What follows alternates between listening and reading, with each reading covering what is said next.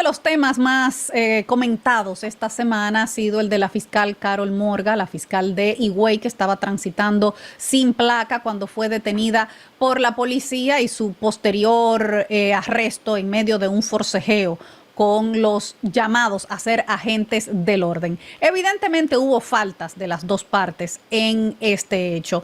Primero, por transitar sin placa, lo cual es una violación de tránsito.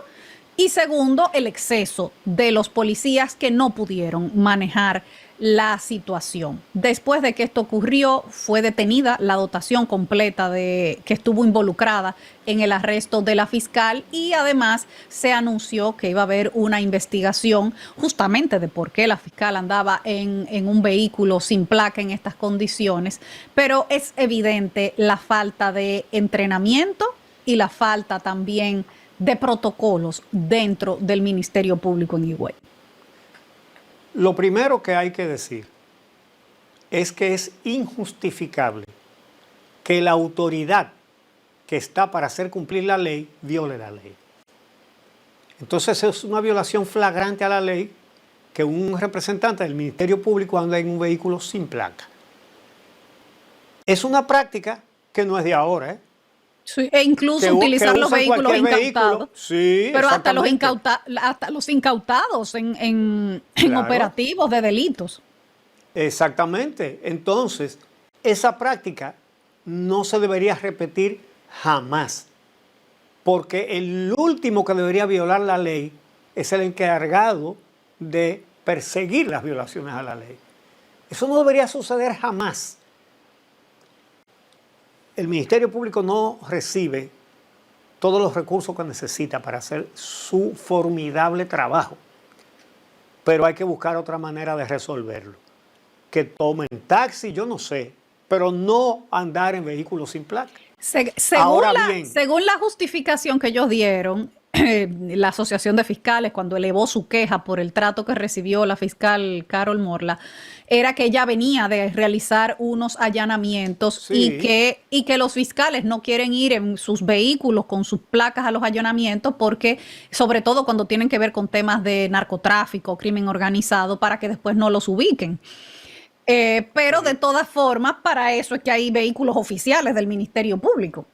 Claro. Es que siempre debería ser en vehículos del Ministerio Público. Ahora, ahí debe haber algo entre la policía de Higüey y el Ministerio Público. Porque lo más lógico, aunque es una violación flagrante, pero es tan común y tan frecuente, que lo que se podía esperar cuando vieron el vehículo sin placa y lo mandaron a parar y ella se paró y ella dijo, yo soy fiscal, no, está bien, siga, que está mal, pero así se ha hecho hace mucho tiempo.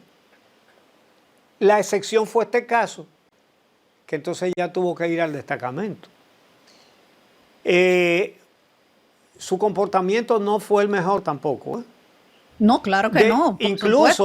Incluso paró el vehículo en una salida de los vehículos de la policía. Sí, y después cuando le dijeron que lo moviera, se negó a moverlo. Pero sí, eso, señores, andar sin placa y bloquear una salida de una institución, por ejemplo, un hospital, un destacamento, eso es una infracción que según la ley lo que conlleva es multa y el remolque del vehículo.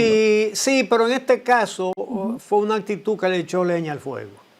Sí, claro, por supuesto que sí. Estuvo mal manejado de parte de parte de los dos lados y evidencia la falta de entrenamiento que tienen los agentes del orden en nuestro país. Eso es falta de entrenamiento de cómo manejar una situación. Pero alguna inconformidad hay entre esos policías y esa fiscal. Creo que lo que hay que profundizar es en eso. Y obviamente evitar que eso se repita. Mira, tratándose de un pueblo, en los pueblos todo el mundo se conoce, y más los policías y los fiscales, sí, claro, que tienen que operar juntos. Pero además, la fiscalía y ese destacamento donde ella se paró están a metros de distancia, están prácticamente al lado. O sea, que ellos coinciden a cada momento. Exacto, se ven mucho la cara. Se ven mucho la cara, no es que no saben quiénes son. Bueno, en el ámbito de la justicia, cambiando el tema, hubo otros temas importantes. Entre ellos, 2 condenas ejemplares.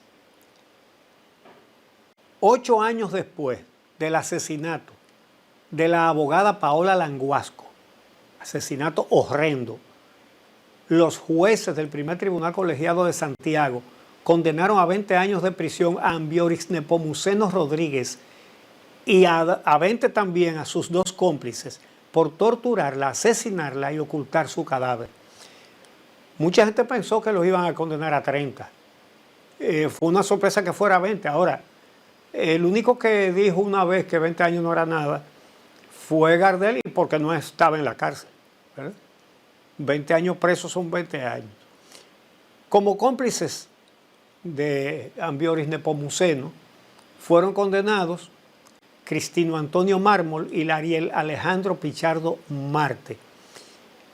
Además de los 20 años de prisión, Nepomuceno Rodríguez fue condenado a pagar a la familia Languasco una indemnización de 10 millones de pesos.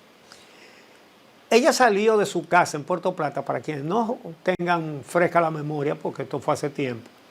El 5 de abril del 2015, ella salió de su casa en Puerto Plata y salió hacia Santiago. Entonces, eso fue el 24 de abril del 2015. El 15 de abril. Y el 24 encontraron su cadáver en una alcantarilla de Santiago, cerquita del apartamento donde vivía Nepomuceno. Ella salió a encontrarse con él. Ella salió claro, y luego él se fue del país. Y luego él se fue del país. Bueno, oye, pero no es que se fue del país así nada más. Lo estaban investigando y él se escapó hacia España. Él logró una cosa rara en la policía. Entonces, el caso es que abrió gas y se largó de aquí. El Ministerio Público reunió en aquella ocasión abundancia de pruebas. La que era fiscal en ese tiempo dio declaraciones en este juicio. Reunió muchísimas pruebas, principalmente muchas muestras de sangre que se comprobó que pertenecía a la víctima en el apartamento de Nepomuceno Rodríguez. Y además él había tratado de limpiar esa sangre. También presentó el Ministerio Público en esa ocasión videos de seguridad en los que aparecen Nepomuceno Rodríguez y sus 2 cómplices juntos poco después de cometer el crimen.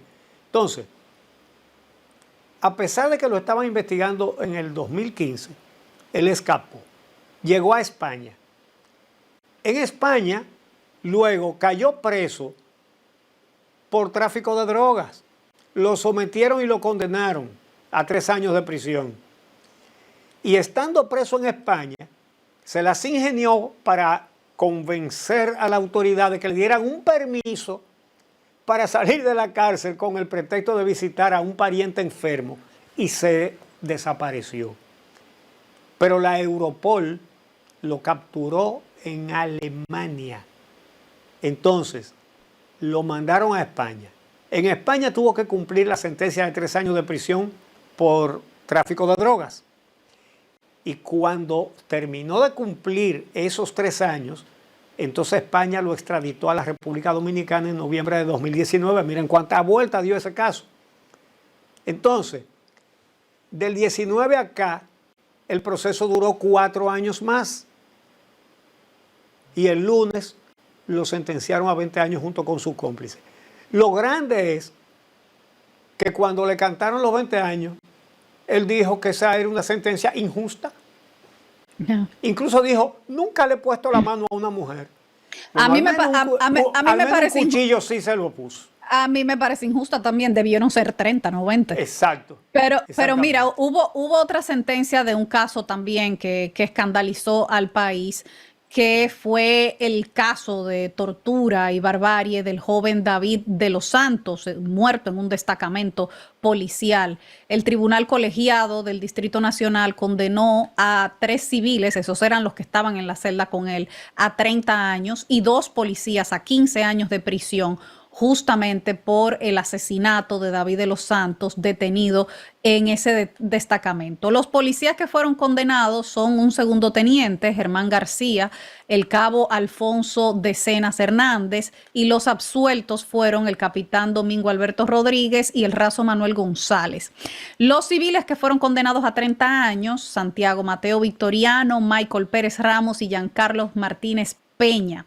A él, recuerdan ustedes, este fue el caso del joven que tenía algunos problemas de salud mental, que se lo llevaron detenido desde Ágora Mall con las muñecas esposadas en la espalda al destacamento de Naco, y ahí los otros presos lo masacraron sin que los agentes de la policía que estaban ahí hicieran absolutamente nada.